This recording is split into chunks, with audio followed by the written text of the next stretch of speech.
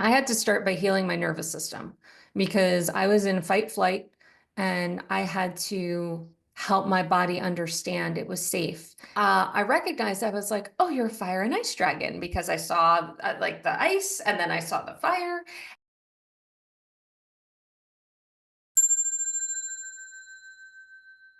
Hello, Chris Wasko, and welcome to a new episode of New Earth Awakening. I'm thrilled having you here. So, for starters, can you please tell us a little bit about your path and how it led to the work that you're doing right now in these pivotal times of ascension? Well, first, thank you so much for having me. I am excited about this conversation. My path is one where I feel like I just stumbled into this because it's trauma that led to my awakening and ultimately healing it.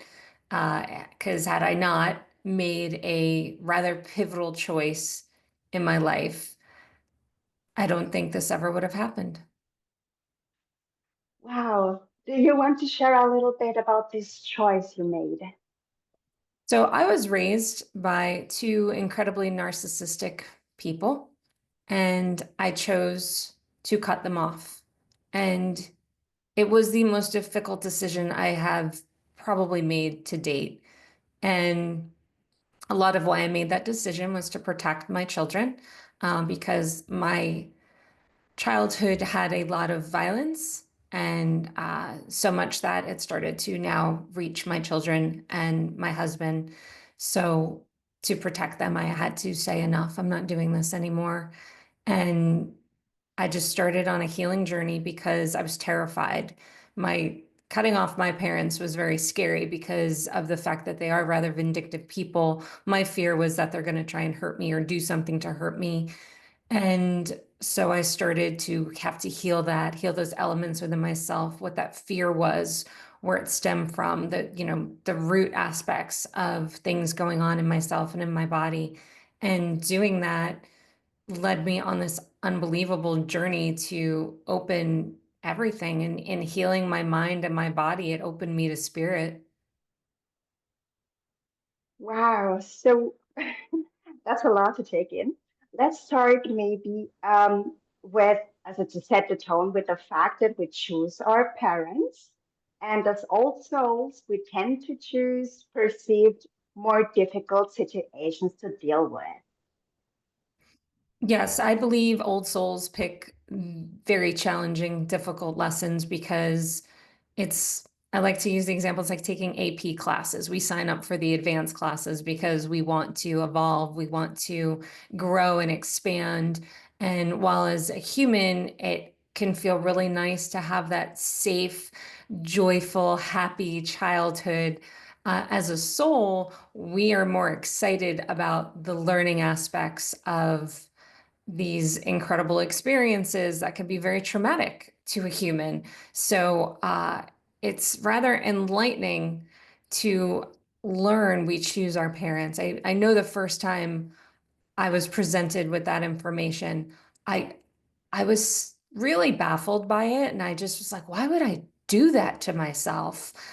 And I really had to sit with that. I was kind of angry, I believe, if I'm remembering correctly. It was a long time ago, but mostly just the disbelief was overwhelming. And then because I learned that before I've truly awakened.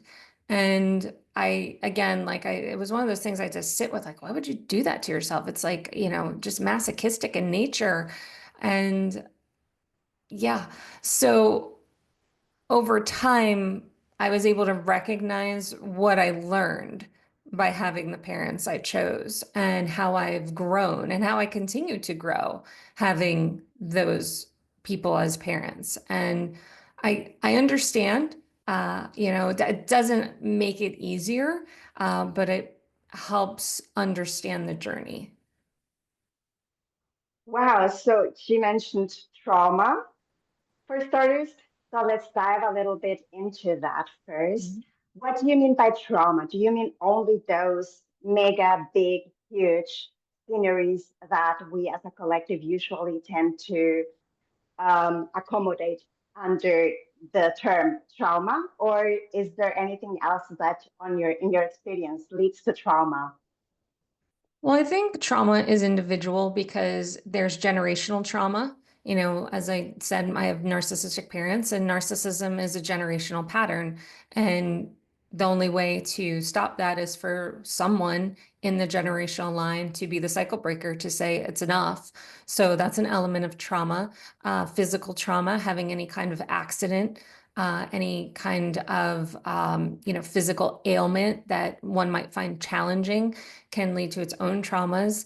If you were bullied as a child or even in adulthood, that's a trauma. So trauma is what I see as an energy healer. It adds layers to the body and it adds layers to the energy body. So when we understand how trauma works in that way and how it works its way into our energy, and then how to help heal it, then we recognize that the trauma doesn't have to own us and guide us.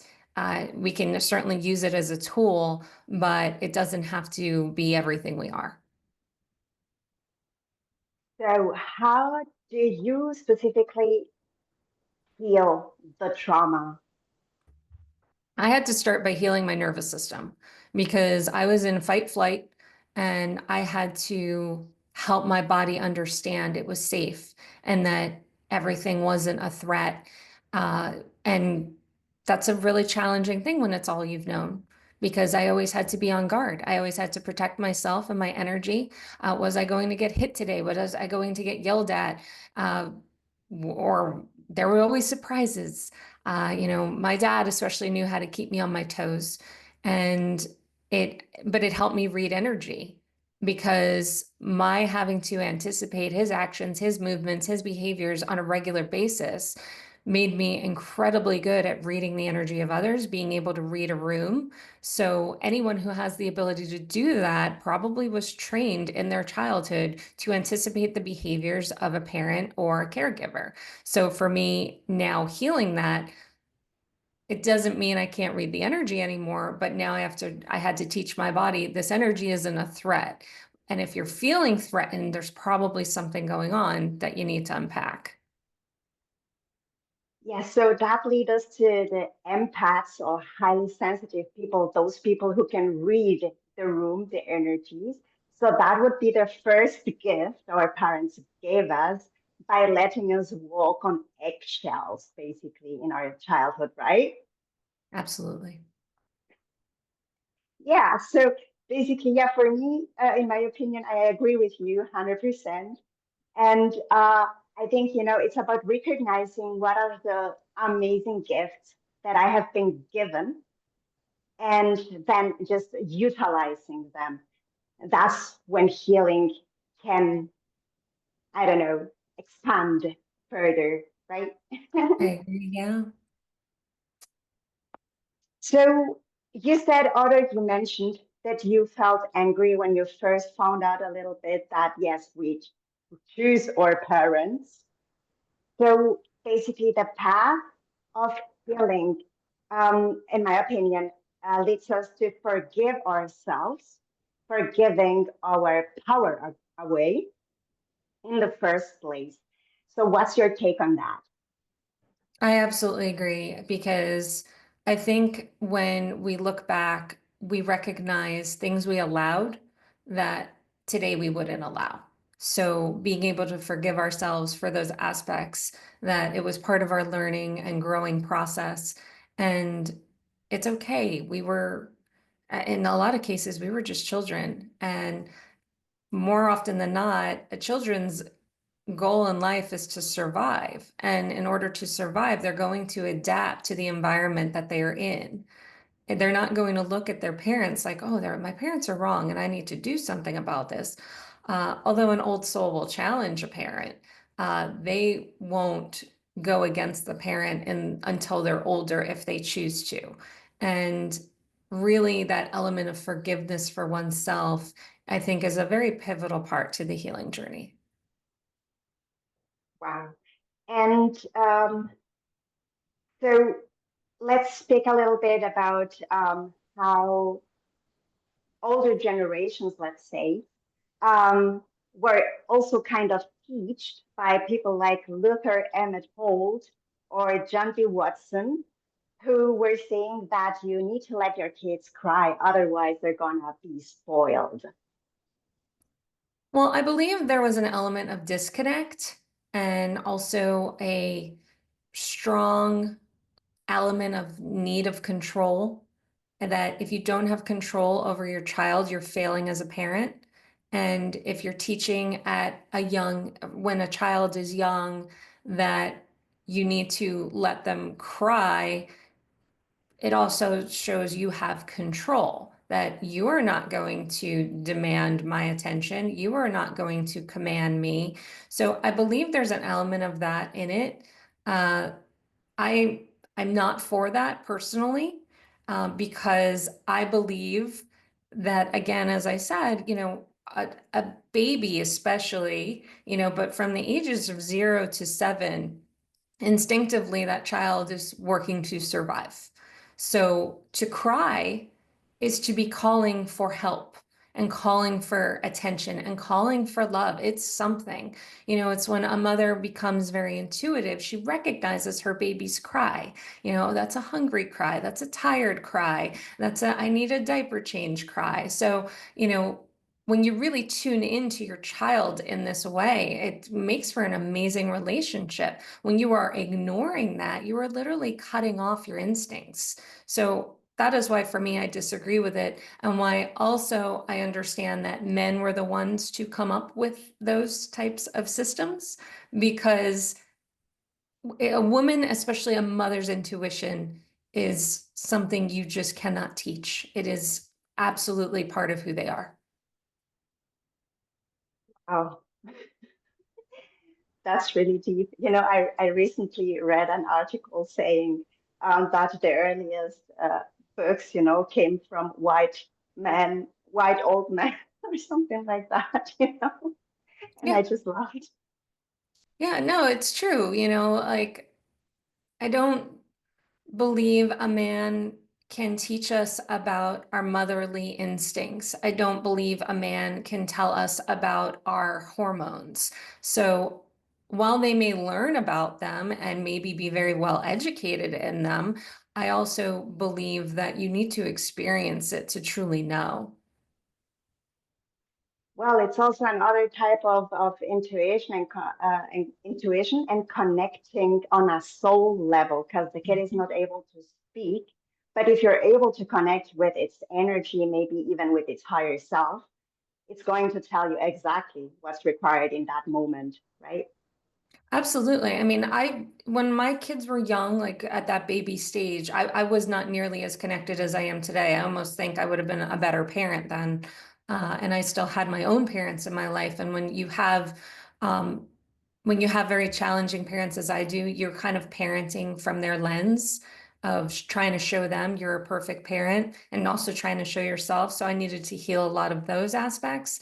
But when you are connected to your child, even if you're not able to connect on a higher level, but you just trust you. There's this inner voice. It literally comes from inside and you feel it. For me, it was in my solar plexus area that when I just had this feel, I just knew it and I followed it. And half the time it didn't make sense. But every time I did it and I trusted that, it evolved to something where I was like, I'm glad I listened to myself and I'm glad I ignored others. Wow. So, okay, we're already there. So I'm going to ask you directly, how did all of your experiences impact you as a parent or caretaker for your child? Well, I believe motherhood was part of why I woke up, because when my oldest was very young and I was starting to see in myself some of the patterns of my own childhood. And this is where I started to recognize narcissism. This is how I started to recognize how it's passed on. And this is also where I made the stand of this ends with me. And I didn't know what that looked like, but that was the start of it. And motherhood triggered that. And I was learning a lot and unlearning a lot because I didn't know what else to do. I had no guidance and And I certainly didn't trust my parents to guide me in that because I didn't feel safe growing up and I wanted my kids to feel safe. So that was a lot of the beginning aspects for me. And just, I found that just as my kids have grown, I've really been able to trust them as well as myself and not feel I need to command everything. I need to control everything. I need to be in charge of everything. It is my job to guide them, absolutely, but it's also my guide to support them. And I believe that that often has lacked in parenting because it's looked at as like, oh, you're just trying to be your child's friend. And I do believe in a separation of parenting and befriending your child. But I do believe respect as well as trust is so incredibly valuable in those relationships. When you have that aspect of respect and trust with your children, it really helps the relationship. Then they feel they can speak to you about things. They could come to you, that you can be there for counsel in things that might be challenging because they know you're not going to have an irrational emotional response to something they broach. So it's very important. Exactly.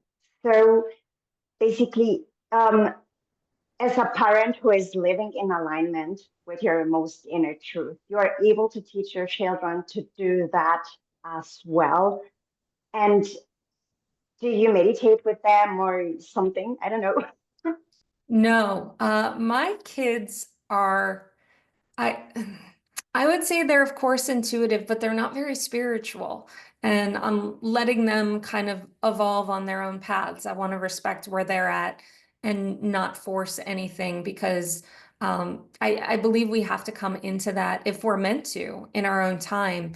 And I came into it much later in my life because I was just raised very differently. But uh, I do help them recognize when something is intuitive in them, when they are getting that intuitive feeling. Because we don't often understand intuition. It's just who we are. And so when, my kids are able to sense something about a person, I'll be like, that's your intuition, trust that. When they have a feeling about going somewhere, I don't know why I want to try this. I just do. Well, you trust that. That's your intuition. So it's things like that. But yeah, definitely not meditation. Grounding, yes.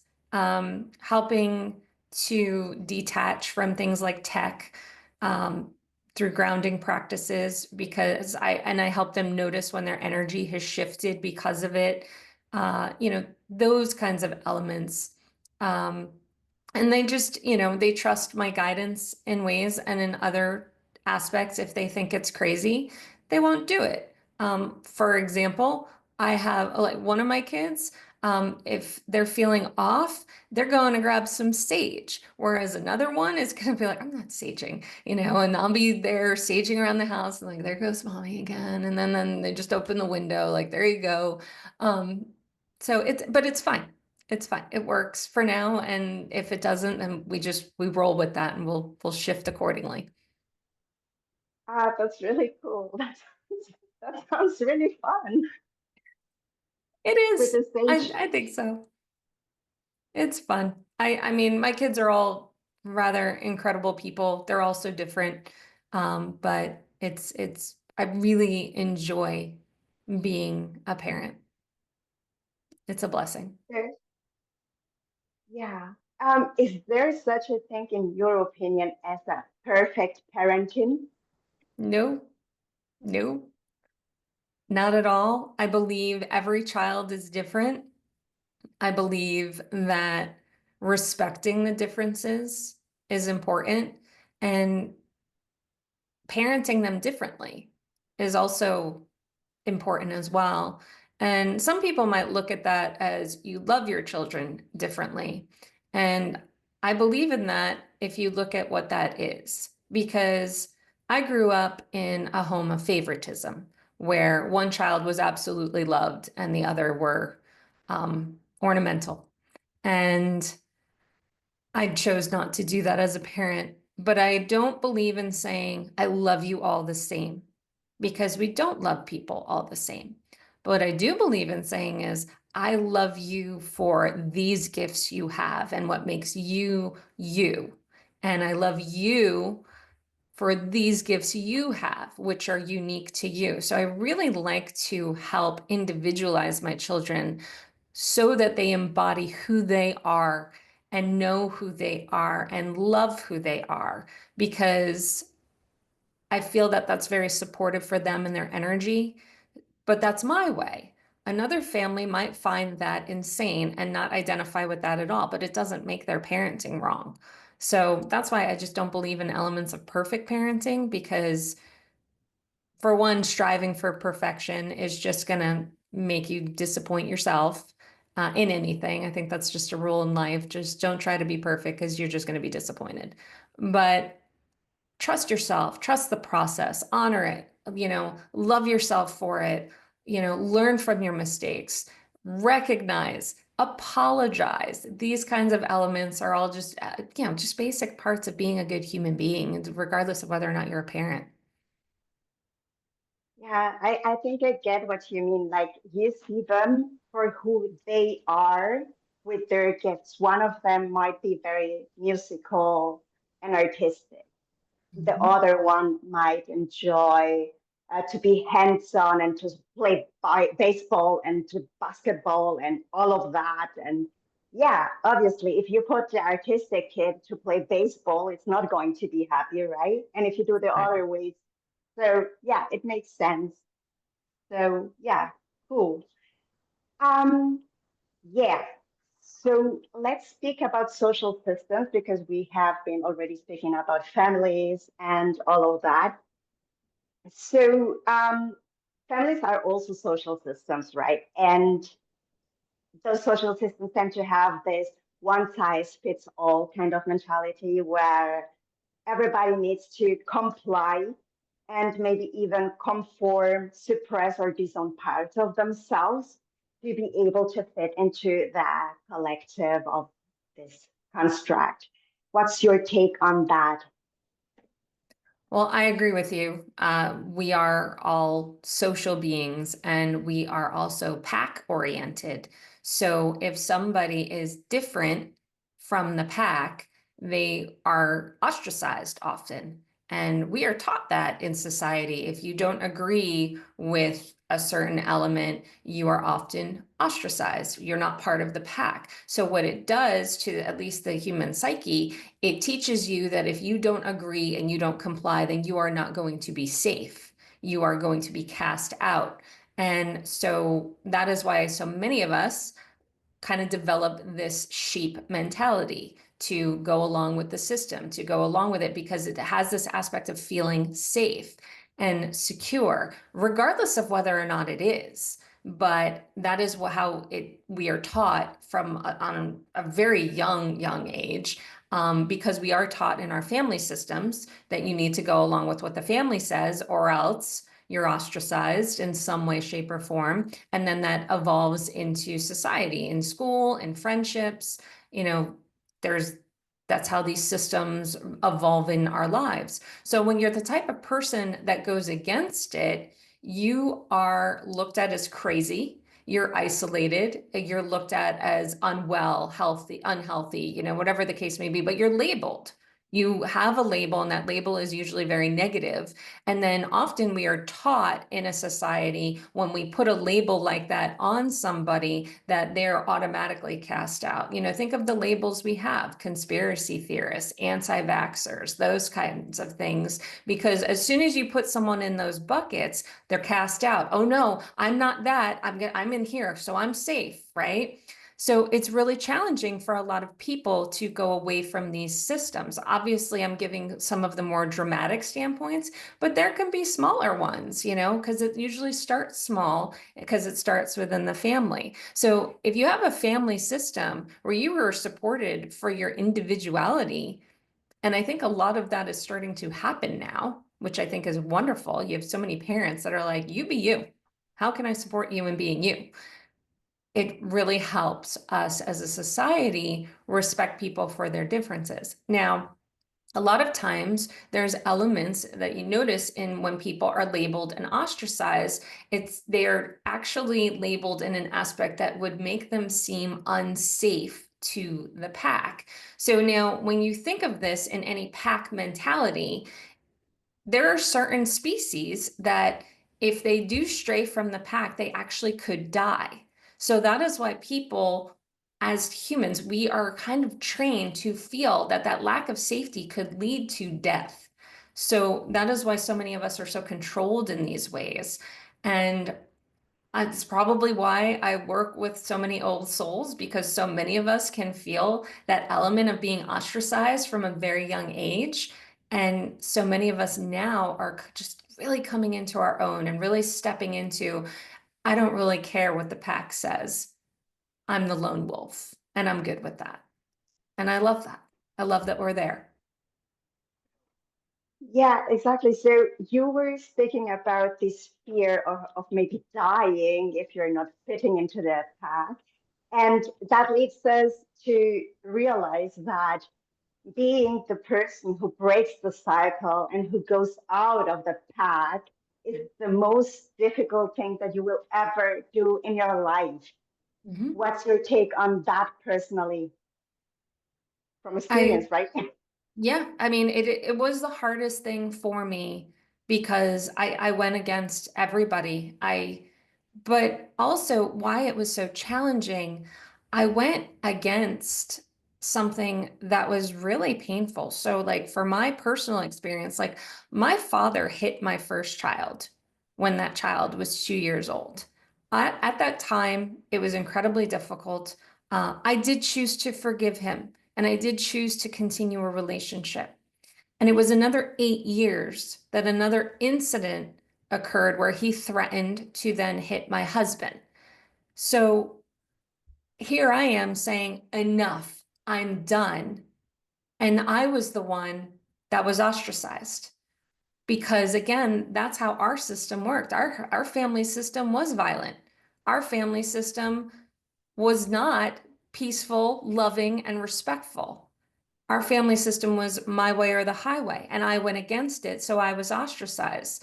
So it's not a right or wrong, but I was like, well, morally, you know, the fact that my siblings weren't backing me up, my mother was just as much part of the problem as my father because she enabled him, and that no one, and then instead of trying to make it better, I was looked at as the problem. And then my husband was targeted for being the problem and not allowing me to, pretty much go back and be obedient, which it was never his choice, which it should have been. I mean, when I look at it in hindsight, if one of his parents hit one of my kids, I would have been like, I'm out. Absolutely not, and I'm still forgiving myself for the fact that I didn't do that for my child when that first happened. But that was part of my unlearning and trying to really figure out who I was as an individual, as a daughter, as a mother, as a wife. So, yes, cutting them off, going against that system, absolutely. Difficult, but in hindsight now, my only regret is not doing it sooner because it changed my life for the better. Wow, so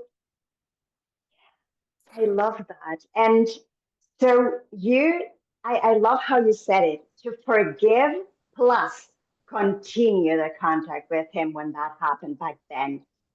So, because forgiveness has nothing to do with what happens next, right? Hmm. Because you can forgive, as we usually we're teach to forgive others very easily, right?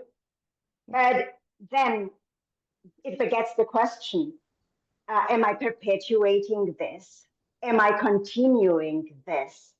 Is there enough trust, or is the trust have been stumbled completely? Or you know what I mean? Like there are just, in my opinion, different components. One is forgiveness, easy peasy in my eyes. But then the question is, can I trust this won't happen again? And that's another question. How do you handle it now? in your life, like on the street or, daily life on a daily basis?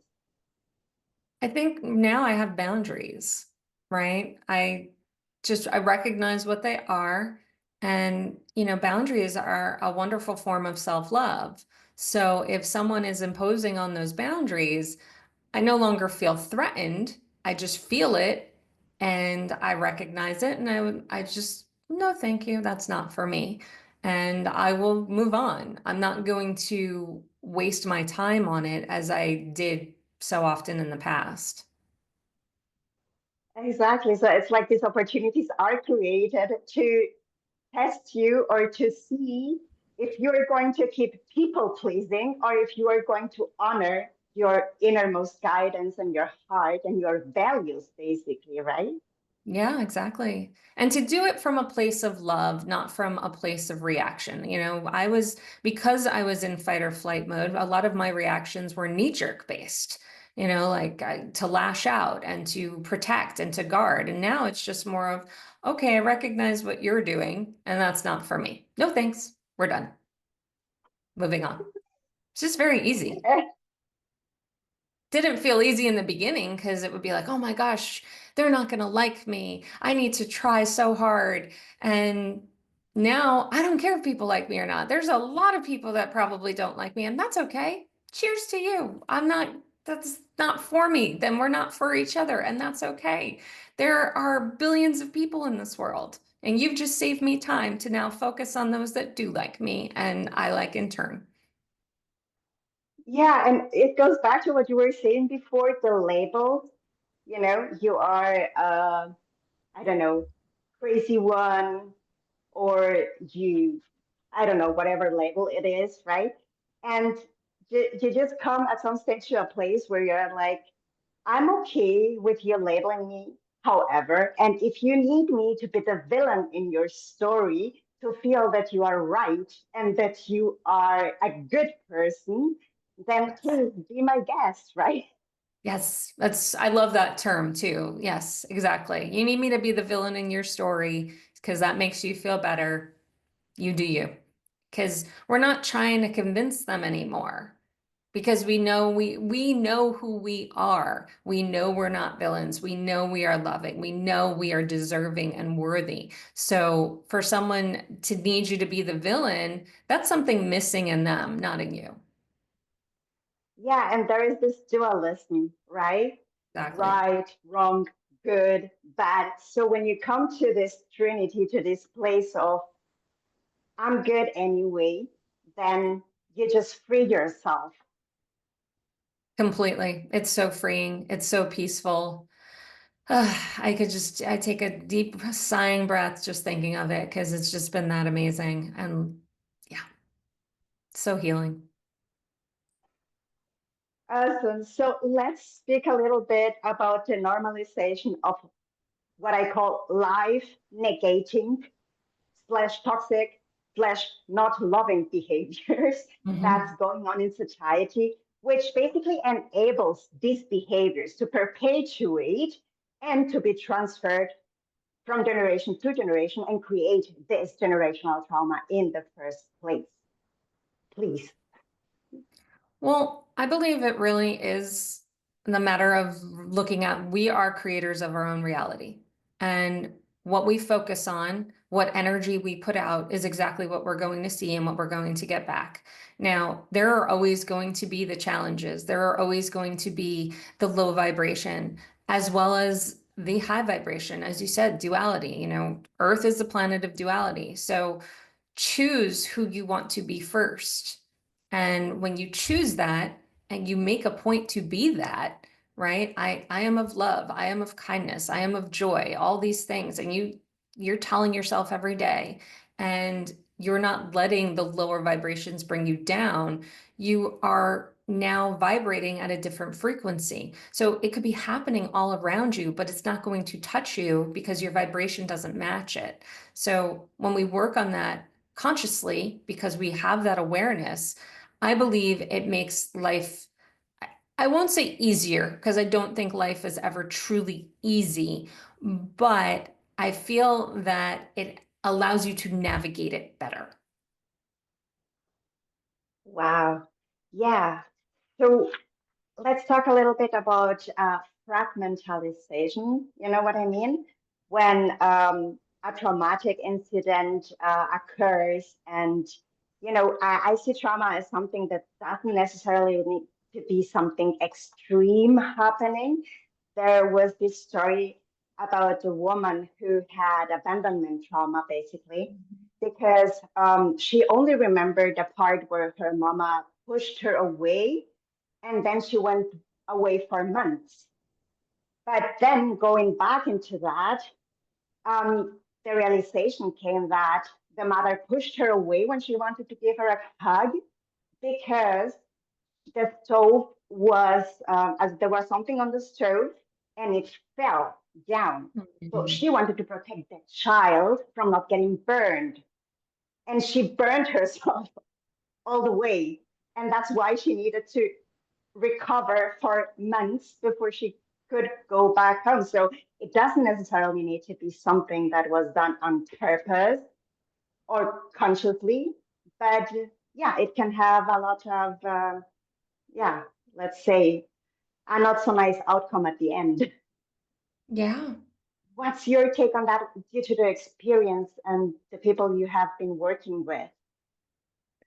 Well, in my case, I do work with people that have had very severe traumas in terms of things having been done on purpose, and being rather awful. I think the first thing is for one, I'm grateful because people come to me with pretty awful stories, knowing that they are safe with me. So I feel very honored to be that person and that they recognize that they are safe with me. Their stories stay with me.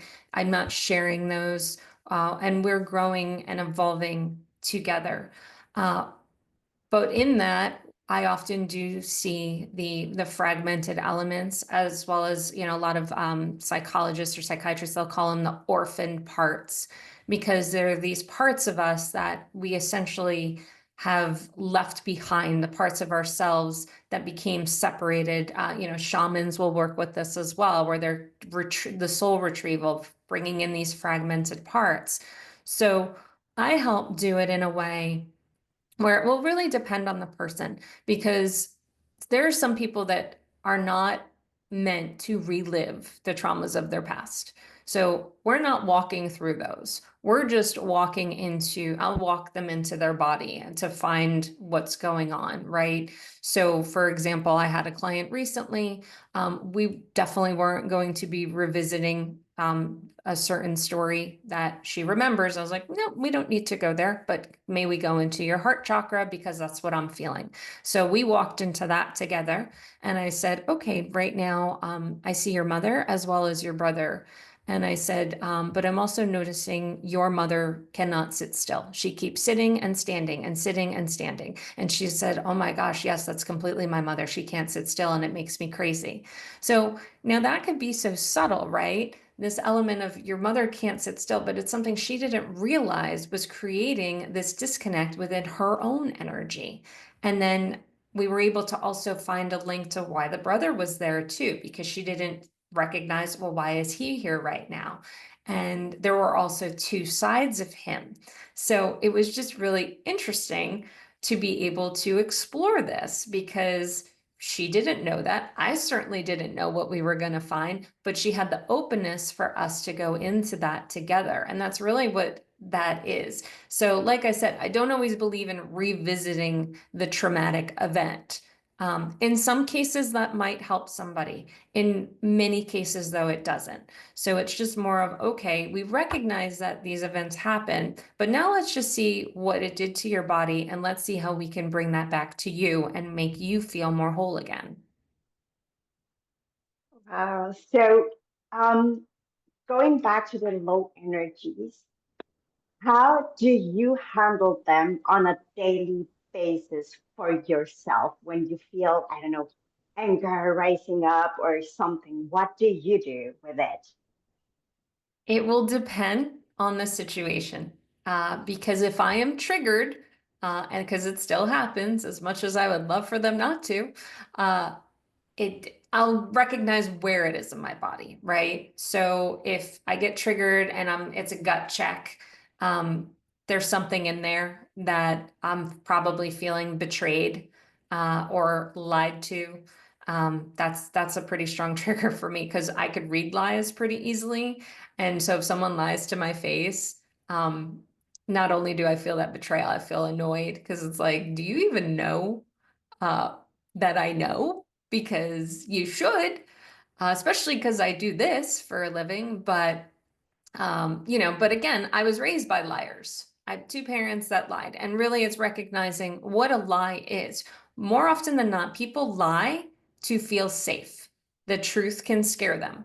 So if somebody felt the need to lie to me, then I have to feel why that is. What about me didn't feel safe that they lied? So that's also having to be self-reflective. Like, was I scary in some way? Did I pose a threat? Did my energy, or was it manipulation?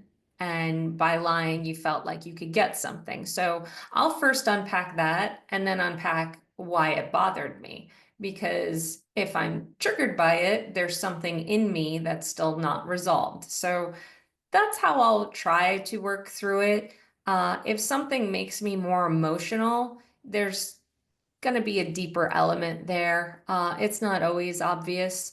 It's easier now, though, to get to it, and to just allow myself to feel it, because in the past I certainly would have suppressed it, and feeling it is so incredibly important. So it's just allowing that and feeling it and whatever comes up in it, like especially anger. In this society, we suppress anger so much, right? Like, don't be angry, don't be mad. Anger, if you really look at it from an energy standpoint, is a boundary of no. There's something in your body coming up that's saying no. So, what is that? And when we recognize that and we can work with that and allow ourselves to be angry, then it doesn't evolve to rage. And we can have anger in a way that's healthy. So, again, it really depends on the situation, the people involved, but that's the best way I could describe my approach. Well, yeah, and I love that. There's a saying that goes, feel it to heal it, Yeah, right? I feel tend to it. say, yeah, all the way Yeah, through, right? all the way through, all the way through. Allow it, have those ugly cries, be angry, go break something if you need to, safely, of course, but allow yourself to feel. And if we had a society where people stopped suppressing emotions so much, I believe we'd be a lot healthier, generally speaking. Yeah, I think depression comes from suppression, suppressing parts of yourself. And anger is one of the biggest ones in my eyes, also because our society has been taught that anger equals behavior that is damaging against others. But reactiveness has nothing to do with feeling something. You can just Exactly. retrieve the information. The information is a boundary has been crossed, usually. Yes, exactly. What boundary is it? And on which value is it based, right? Maybe respect is a value. No, this person is lying. That's not very respectful of them. And then you just go and calm yourself down after you have felt it completely through. And then you can say, okay, whatever, right? Yeah. Yeah.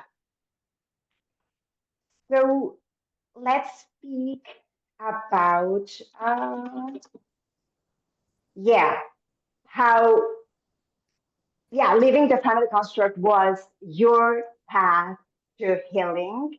And if I have understood it right, that's when your psychic abilities really went heightened. And there we go. So please share that. Yeah. Well, previously, I would have called myself an intuitive empath. I was always clued in to a degree. But along my path, I would have people just say something like, wow, you're really psychic, or wow, how could you know that? I didn't tell you. So, all these things that I looked at in hindsight, I know were ultimately leading me, but as I continued to heal and I started to see things in my mind's eye, like I would be having a conversation with somebody and I would see like a grandparent standing behind them in my mind's eye. And I had no idea what to do with that. That blew my mind. So, of course, I did what I think many people would do. I ignored it and just chalked it up to a one-off, and then it continued to happen. And because anyone who works with spirit knows that they just keep coming. You can shut it off if you figure that out, which I did eventually figure out my on and off switch and how to make that happen and not. And then also figuring out how it worked for me because it works for everyone differently. Just understanding that and growing with it. Um, I still have pretty incredible things happening to me. Um, I actually had an experience. This was a couple weeks ago. I met with an acupuncturist. I've met with this woman probably three other times, and I really like working with her. It was in my first session actually, where when she first put the needle in, and I completely responded, and I was like, that just shot like a flame down my back. And she's like, oh, you're connected to spirit. I was like, yes, how did you know that? And we just had this incredible connection right off the bat. But in my most recent session, when she left the room, I had this overwhelming feeling of I just was turning cold. Like my cold was coming from my feet up my body. And I was like, this is not normal. And then I felt a presence and I said, something's here. And then I felt into it and I asked it to reveal itself and I saw a dragon. And I can see spirit animals, so this doesn't surprise me, but I've never seen a dragon before. And so I recognized I was like, oh, you're a fire and ice dragon because I saw like the ice and then I saw the fire. And then she instructed me on how to like be calm because I was like, whoa. And she's like, calm down. And she let the ice aspect cool me. And then she then brought the fire. And man, did she bring the fire because I felt like I was sweating from the inside, but not actually sweating on the outside. And I was like burning up in the most amazing way. But I laid there thinking, I can't tell this story to really just anyone. And I asked the dragon, and even just saying this, I'm like, I asked the dragon, does she know about you? Because that happens a lot. I'll see someone's spirit animal and they don't know about them. So I asked, does she know? And she's like, yes, she knows about me.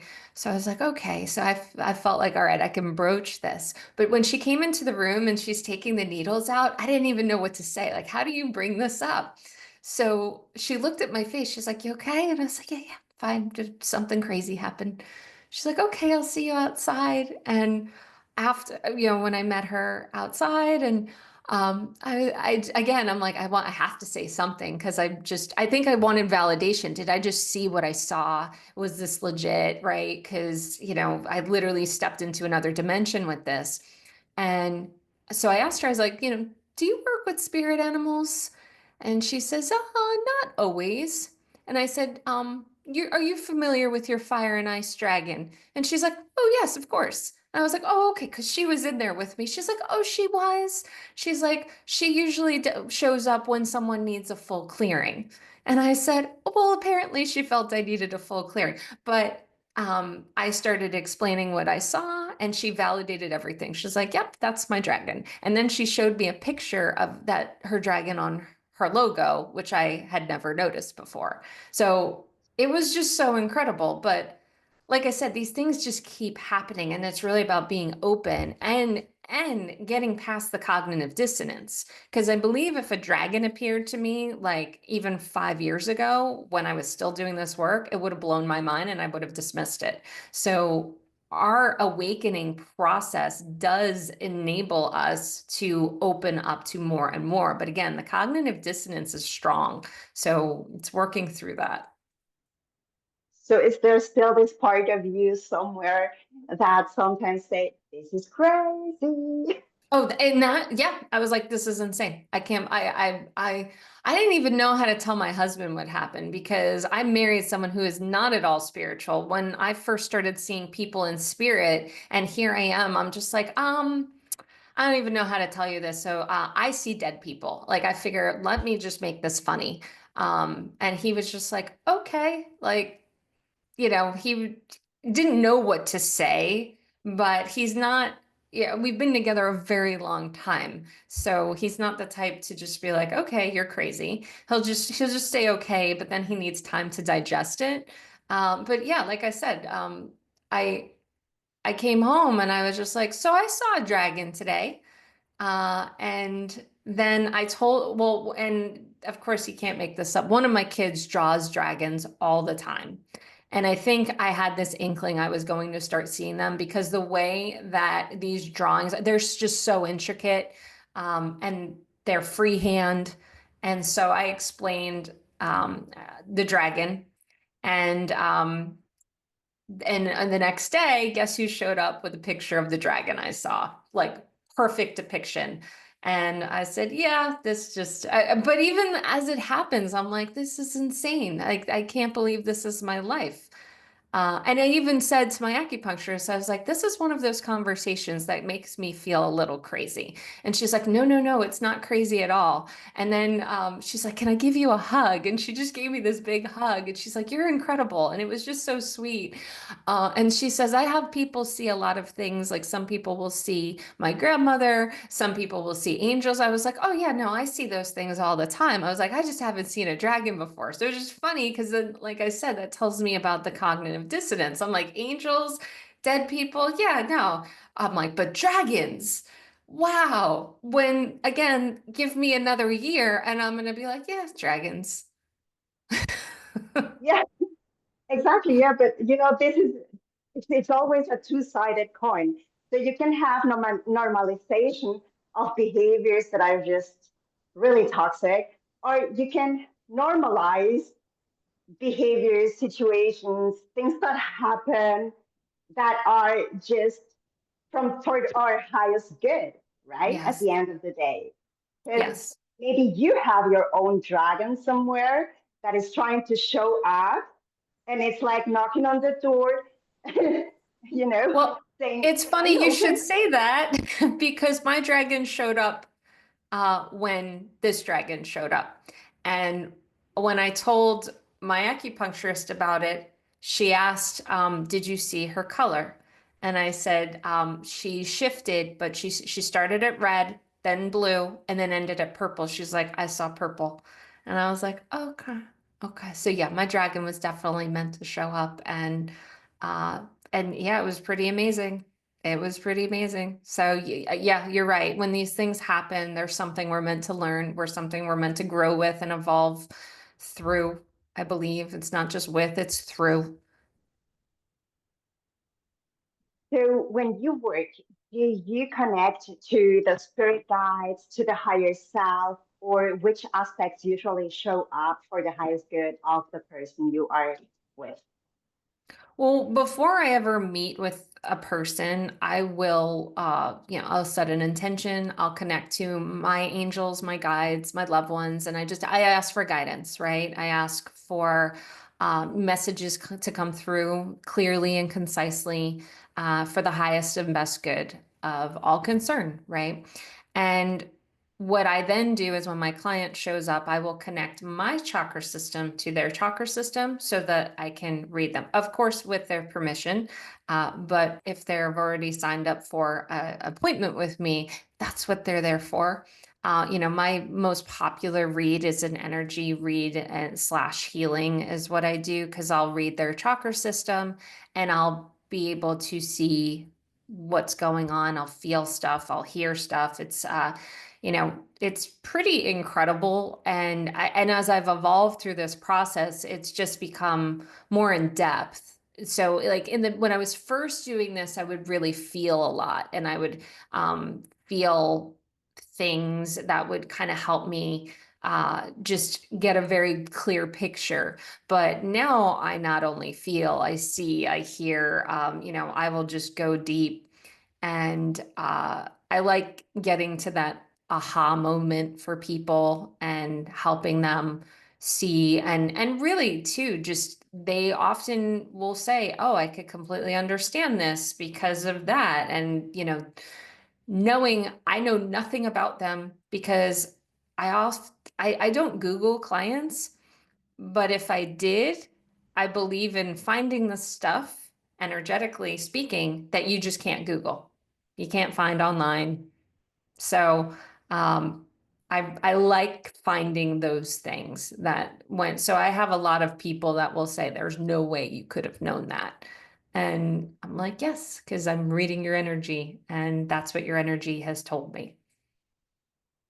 Yeah, so there's really a lot. Like, do you differentiate?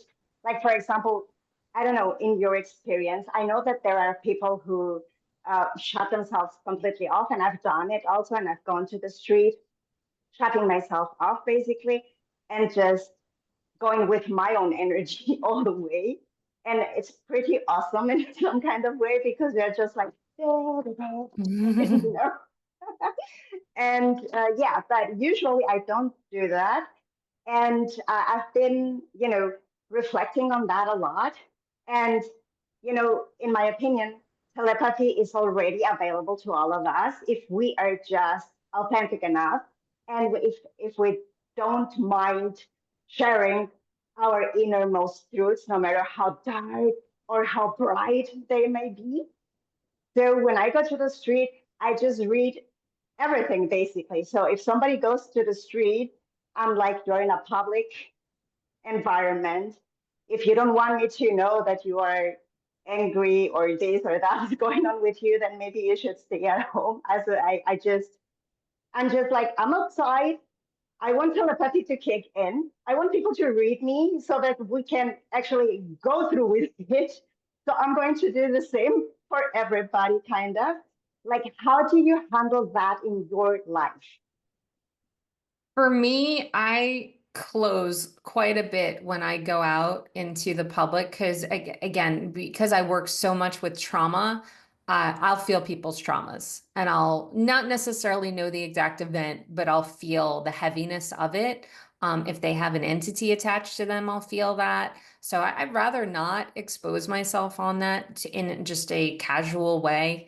And I had to learn that the hard way because when I didn't know about sealing up my energy, I would feel these things and then I would feel incredibly drained. I would get home and I would be exhausted or I would be in a bad mood and I wouldn't know why because I picked up some energy I shouldn't have. So there was those aspects. So I'm also an empath. So a lot of those things I wasn't recognizing that line of is this mine or is this somebody else's? So I really had to learn those things. So now when it comes to going in the wild, I will seal up my energy as best as I can, and it is not always a guarantee.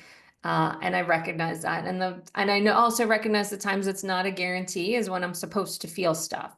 So I also have, grace through those processes as well.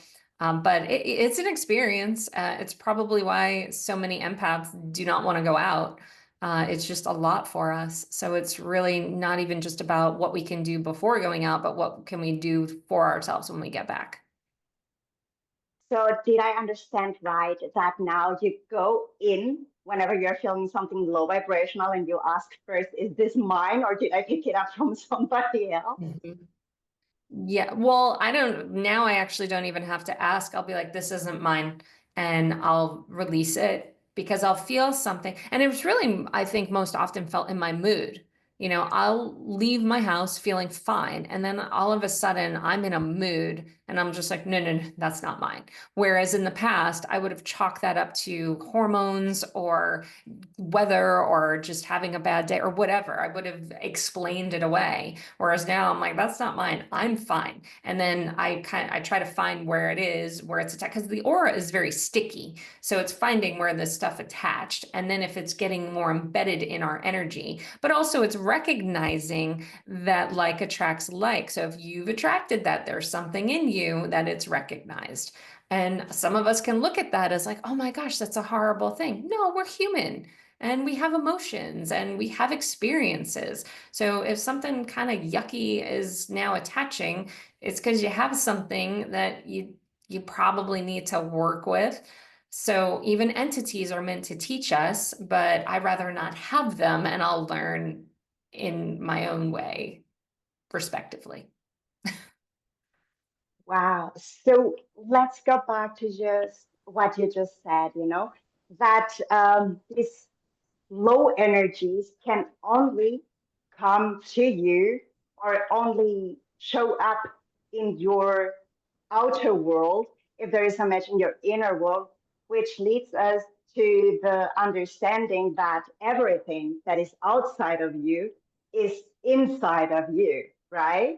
So Yeah. your inner world is the outer world that you are looking at. So please, what's your take on that a little bit deeper? I believe that just who we are and who we choose to be is a constant evolutionary process. And I also believe there are little things we can do to help our vibration. So a lot of it is our mind. What are our thoughts like, especially our regular thoughts and our imposing thoughts, right? And then how do you nourish yourself? Are you eating well? There are very different vibrations in food. If you have something that's like a fresh fruit, for example, versus something that's packaged, those are two very different vibrations. It could be a healthy, quote unquote, healthy packaged food, but the vibration has been altered. So when you look at how you are nourishing your body, that's also affecting your vibration. Then it's looking at your behaviors. How do you respond to people? How do you act? What are your interactions like? Those are elements of how you're vibrating. So that takes more time because then we start working with like subconscious mind programming and reprogramming our deeply rooted programs. So that's a whole other thing I could talk about for hours. But for the most part, it's really recognizing your vibration. So these heavier elements that are seemingly imposing, they are also recognition of where your vibration is at. Now, it's also recognizing our vibration fluctuates regularly. If you've ever seen people that do photos of auras, like you could get a picture of your aura, right? So that could change literally just after that photograph was taken because the aura changes based on your mood. The aura changes based on what you eat, what you drink, what you feel, what you wear. Right? If we have now a society where we are getting further and further away from natural fibers, and we're wearing a lot of spandex and polyester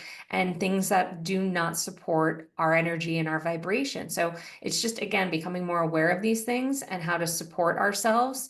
And also doing it in a way that doesn't make you insane, because most of us, I believe, dive down these rabbit holes. Like the food industry, especially in the US, how our food is so incredibly tainted and, just full of chemicals that are banned in other countries. That's infuriating to a lot of, especially mothers that learn it because of their babies. So it's try not to drive yourself crazy and recognize what you're meant to learn in this and how you're meant to grow with it. Yeah, exactly. Yeah, it's funny that you say that also because I was thinking of the shoes. We wear a lot of shoes that don't help us ground. Okay. They Yep, because they're all rubber now, or exactly. mostly Yes, rubber. But yeah, and all these things were done purposefully. It's to disconnect us from ourselves. It's to lower our vibrations because when we are disconnected from ourselves and when our vibrations are low, we are incredibly easy to manipulate and control. It's that simple. exactly. Well, my opinion as well. So, yeah, let's speak a little bit about a thing that I call sacred selfishness, which is the opposite of sickly selfishness. I'm going to explain a little bit. Yeah, like there are these two kinds of selfishness. Uh, I'm going to cite the book Sacred Selfishness from Bud Harris, PhD. And he says there are two general kinds of selfishness in life. One is sickly, and we often refer to it as egoism or individualism. Its practitioners are emotionally hungry for power, starved for affirmation, and driven to use and impose on us for self serving ends. And sacred selfishness, on the other hand, is the second kind, and it means making the commitment to valuing ourselves and our lives enough to pursue the decisions to become people of substance. And the higher self is already there. And it goes on to say true self love comes from understanding ourselves and realizing how we have created a culture that requires we destroy our self love or very substance. What's your take on that personally?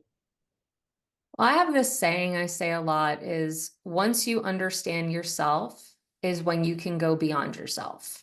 So really diving into the self in a way that could be deemed as selfish, but it's really a learning process. It's an unlearning process. It's evolutionary. And, the way I do it, it's often looked at from, looking at the lower chakras first. So your root, your sacral, your solar plexus, and you work your way up your chakra system in order to evolve, and then you're getting above the seven main chakras and you are evolving beyond that. So when I look at my own path and my own journey, right, I had to heal so many elements within those human elements that is of me, and it opened me up to spirit. But really what that did, it opened up my higher chakras. And that's really how we look at that. So, but it is absolutely this discovery of self.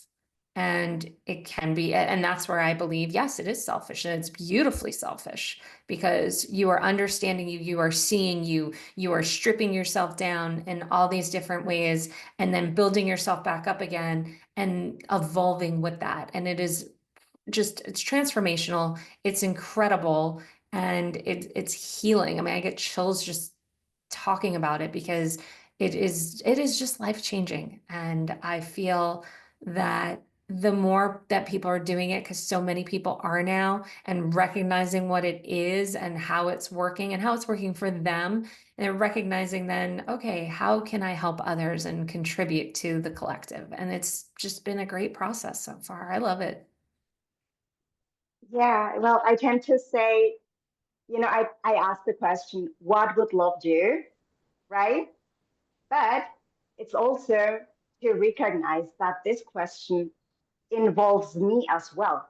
So, Yeah. what is the most self loving thing first that I need to do? Because before we are entrusted other people, we're basically entrusted ourselves, our own vessel, right? Exactly. Yeah. So, would you like to connect with me and just say something that you cannot possibly know of? Oh, like a read? Well, whatever comes up, like just so that people can understand how this works in real life, kind of. Yeah, let's see. Okay. I write as I go. So, all right, just I'm gonna ask that you have your feet flat on the ground just to Ah, ground you.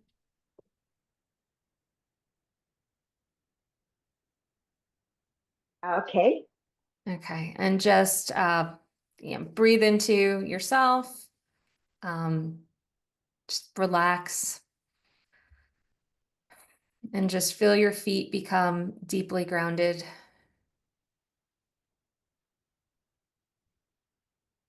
And then at the same point, you want to imagine a light above your head that opens you. So as above, so below. I'm just going to work my way through your chakras. And we're going to ask that they open one by one. So we'll start at your root chakra. Ask for it to open and reveal anything we're meant to see at this time.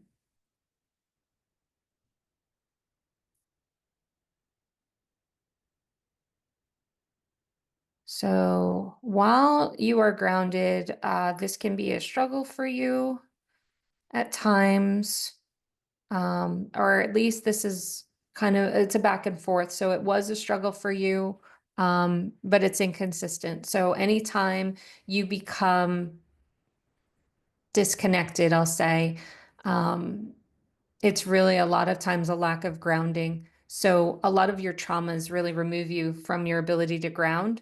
Um, but you can clear a lot. You are connected to Mother Earth, but there's more coming with this. There's a lot more coming with this for you. So it's kind of more forming a relationship with Mother Earth, and a lot of it is feminine energy that you're working with and you're connecting, and you could actually bring a lot of energy in through this chakra. So we're going to shift up to the sacral chakra and ask for it to open.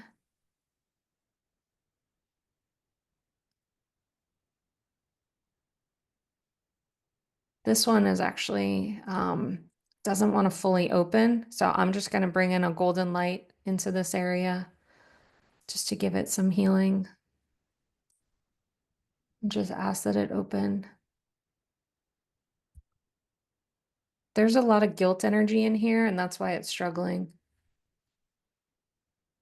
to open fully.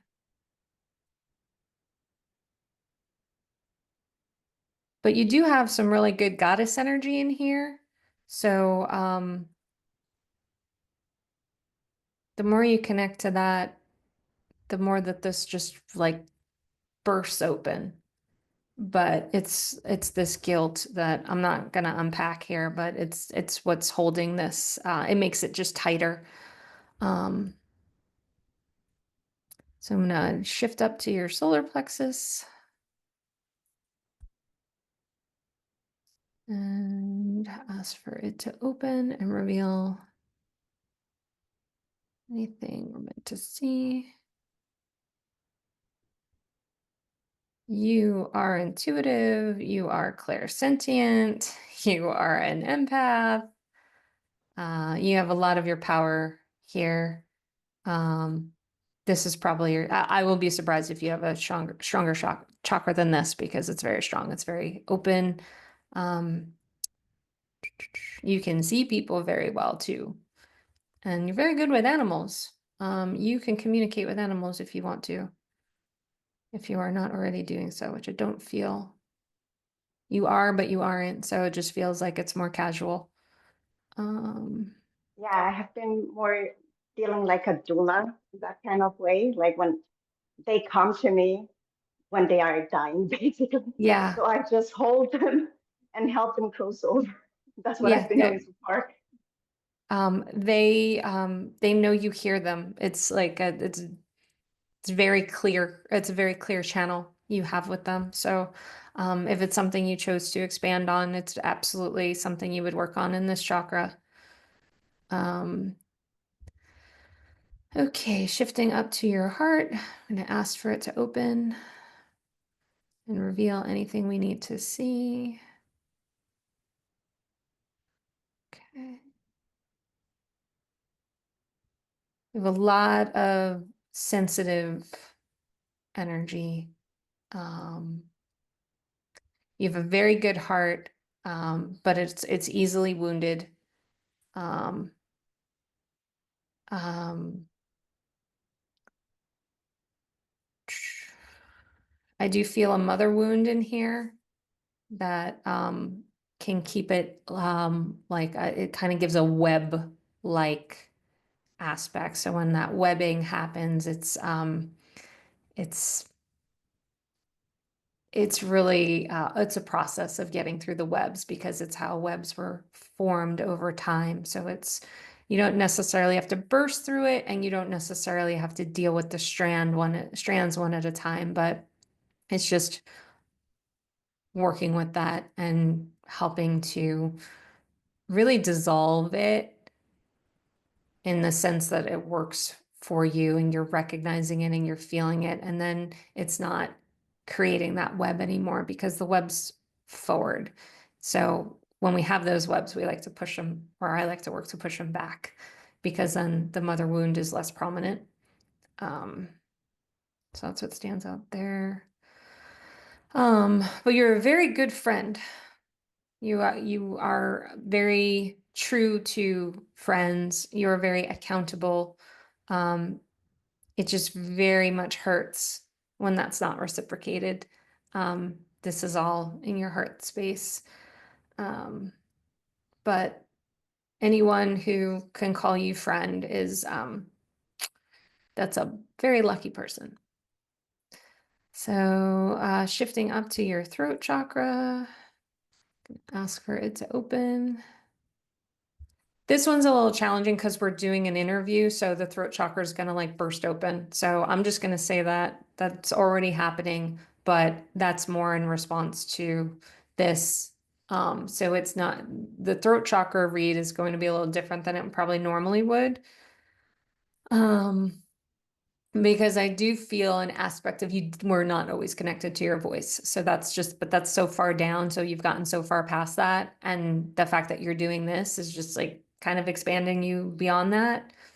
So that just, that's good. It's a kind of a keep doing that. It supports this chakra quite a bit. And then third eye, I'm going to ask for this to open and reveal what we need to see. A lot of your clairvoyant energy comes to you in your dreams. Um, I do get a lot of visions though, so it's still you're connected to clairvoyance. But it feels like it started with dreams and visions and dreams. Um, and your guides like talking to you in your dreams. You are connected Oh, to your yeah. guides. I feel a lot of that. Um, so yeah, your third eye is very guide oriented. So yeah, it's like I keep at it. You got a lot of guides, very strong guides. Some rather ancient ones, and some newer. So you've changed your path recently. So like you're in terms of evolution. So you've got some newer guys that are just kind of like, oh, yep, we're stepping in to help with this process. So that's what your third eye reveals. That's cool. That was a fun one. And now I'm just going to ask that your crown open and allow us to come in and see what we need to see. Um, okay. Lots of questions, but that's also very common for anyone in interview mode. Um, but you have personal questions and other questions, and you're going to be continuing to question and evolving with the questions. And but it leads you a lot on your path. It's like a question pops up and you follow it and you go with it, and that absolutely is in this chakra. So it's just getting that support of continue to go with that and follow those questions. Um, I do feel the past stuff that would have blocked this. Um, but that's not present. And it's not present in the way it was. So it's there because it's childhood based. This is often religion when I feel this. It's like, we're brought up a certain way and this is how it is. So when it comes beyond that, it usually reveals in the crown chakra when someone had those childhood limitations under some sort of construct. But that just feels like it was there, but it's not there. It kind of just leaves like a faint energy behind. But keep with those questions, keep exploring them, keep asking them, never stop questioning. Um, let's see if it does anything else. Your clairsentience and your clairvoyance are attached. So a lot of what you'll feel will lead to a vision, and a lot of a vision will lead to a feel. So they create a loop for you. Um, and you got clairaudience too, because I could hear it also. So yeah, a lot of your clairs are just, psh. But yeah, that's all coming out in your crown. And I'm just going to thank your chakras for allowing us to come in and open for us. And I'm just going to ask that they close down at their comfort level. And that is more of an abbreviated read. Usually there's more to that, but for all intents and purposes, that's generally what I do in climbing in. So now guide us through your process. How was that for you in your own experience? Do you see the chakras moving? Mhm. How is it? Yeah, so I will I'll first see if they open. Like like I said, with your sacral chakra, like that did not want to, it started to and then it stopped. So I'm like, okay. And then so what I do for that is I'll feel like, is this for me? Like, do you not want me to see something? Because I always respect energetic boundaries. And so like I ask a lot of questions in my mind. So I ask, is this for me? And I got to know. So I was like, okay, so that's why I brought in the healing light, because that means then it will open. It just needed a little assistance. So if it was for me though, that means there's something there that it's not ready to share, or you're not ready to share. There's just something in your energy protecting that. And I recognize that very easily now because, like I said, I work with so many people that have dealt with very severe traumas. Um, and the sacral chakra is a really strong one for that, especially because it'll hold a lot of sexual trauma as well. Not always sexual abuse, but it could be people that just struggle with their sexuality, people that struggle just with sex in general, or creativity is the other most prominent. So someone that's just kind of being creatively stifled. Or they're coming into their creativity. It really will depend. So with yours, it was just more of that. Okay, we have this aspect of it. Yeah, for you, it's more the creativity. Your creativity is really trying, but there's something kind of keeping it from not fully expanding in the way that you would ultimately like. So there's probably something deeper. I wasn't climbing into I got the guilt, but I wasn't climbing into the deeper aspects. That's a pretty more intensive aspect of the read, because then I would be spending a lot of time on one chakra. So then as I go beyond and I'm looking like, what is it showing me? What am I seeing? You probably So notice clairvoyantly, clairvoyantly. clairvoyant. Yes, I will Okay. see. So a lot, I noticed this much later. So when I am in a read, I often look to like my upper right, or just to my right, because what I didn't know in the beginning is that's my brain switching to alpha brain waves. Because when I switch to alpha brain waves, I can read clearly. So now I just automatically go there, like, okay, I'm going to alpha. And that's also why it's important after a read to close down. Like I would separate my energy from your energy so that I don't take your energy with me and you don't take some of mine with you. So, these are things we need to learn along the way. And I'm very happy to have learned a lot of these things and know these aspects. So, yeah, most of what I see is clairvoyant. And then I'll feel stuff, right? Like I said, I'll like when I looked at the sacral and I saw it was blocked, and then I feel into, is this for me? I feel into, are you going to allow me to go further?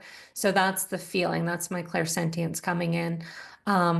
When I'm getting deeper into like what the guilt is or what trauma is, that usually comes clairaudiently. I'll hear something. I'll hear dad or mom, like I heard your mother wound. Yeah, I saw it and then I heard it. So, because when I saw it and I knew it was a wound, and then I heard mother. So that's just how they come out. So energy always reveals itself in layers. Whatever is coming out first, that's usually the layer that's kind of like, hey, I'm here, I'm ready to be looked at. right? So like your mother wound is ready to be looked at, the guilt in your sacral chakra is not, because the mother wound's like first. And they also could be connected. Sometimes that happens. So our wounds can come up in multiple chakras, and it's just working with that. And, and I'll feel into those elements as well. And we usually do clearings. And I mean, I've had some crazy things pop up of I'll see somebody in their chakra, and then I'll see an entity attached to the person that's in their chakra. And I'm like, oh, and I'm like, this person is surrounded by darkness. And they'll be like, yes, absolutely. Like where they didn't know it, but kind of knew it and then got validation. So yeah, I do see a lot now, but I didn't always. So it was definitely part of my process of evolving in this work. So with the guilt, did you feel the vibrational frequency of guilt and then you translated it into the word guilt? Correct. Yes. Yeah. I will feel like, what does this feel like? What emotion am I feeling? That's why, in your heart space, I feel that you're a really good friend. A lot of how we read is what we know in ourselves, right? Know what a good friend feels like. So I felt that in your heart, like, wow, you're a good friend. Like you're the type of person that is going to leave a friend a really loving note, or or text or email, and like let them know they're appreciated. Like that's all in your heart chakra, but it's feeling those things. What does that feel like to me? So when we understand ourselves is when we can go beyond ourselves. So you're basically channeling the chakras. Exactly. Yeah. And I make friends with the chakras, and I ask for them to open. I ask for them to allow us in, as you hear me do, because I also, again, I respect energetic boundaries. Not every chakra is going to allow entry, and there's a reason for that. And I respect that. And but I'll acknowledge it. Like this one doesn't want to open. But I also too, and going along the lines of things you can't Google, I also like to at least give people an idea of why, because it could sound like someone's making it up, like, oh, this one's not opening. Okay, why? And I'll be like, okay, I feel some guilt energy. It feels like it's attached to, a parent or a loved one or something. If it's more deep, it feels heavier. So like the parent stuff is deeper. It feels heavier. A lover would feel deeper and heavier. A friend, not as much. So it really will depend on the relationship and what that energy feels like. So it's understanding those elements too. So I like to let people know, like, okay, this is blocked or it doesn't want to open. Here's what I could get. And they can usually take that, like, oh, yep, I understand why that would happen. Or yes, I understand why you would not see that. One time I actually, when I did a body scan on somebody and I was looking at their organs, they were gray in their uterus, and it turned out she had had a hysterectomy. So I couldn't see it because it wasn't there. I just saw the remnants of it being there. But that's validation. Like, oh, that's gray. I'm not sure why, but I see it. So she's like, oh, well, I had a hysterectomy. I'm like, oh, that explains why it's gray. Awesome. Wow. Chris, this is just amazing. Thank you very much. So, if you want, we can wrap up now a little bit. Sounds good. And my last question for you is to co-create the new Earth. I asked the question, what your highest vision for the new Earth might be. So I believe there is no one vision because there are many Earths. And it's really, what do you want it to be? Because you can be on the lower vibrating earth. You could be on a higher vibrating earth. We have existing realities that we go in and out of regularly based on our feelings, our choices, our emotions, everything. So my highest vision is one of love. It's one of, just genuine love, respect, depth, um, support. And, but to get to that, I need to be that person inside and allow it to emanate outside. And so I think it's a work in progress for all of us and recognizing that because if we focus on the negative, which is going to be there, we're going to bring that forward. And that's going to be our version of Earth. If we just recognize that, okay, I see you, but I'm not going to let you bring me down. I'm not going to allow that. And you just keep on being you and evolving in you. That's the best you could do for yourself. Chris, it's been amazing. Thank you. Thank you very much for the reading, for your wisdom, for your vision, for everything that you are doing for the world to help all of us as a collective ascend into the highest version of New Earth that we can have. Thank you. Blessings to you. Thank you very much. This has been a pleasure. So the people can find the links to visit Chris Wasko in the description down below. I guess she will be happy to help you. You just saw how she does it.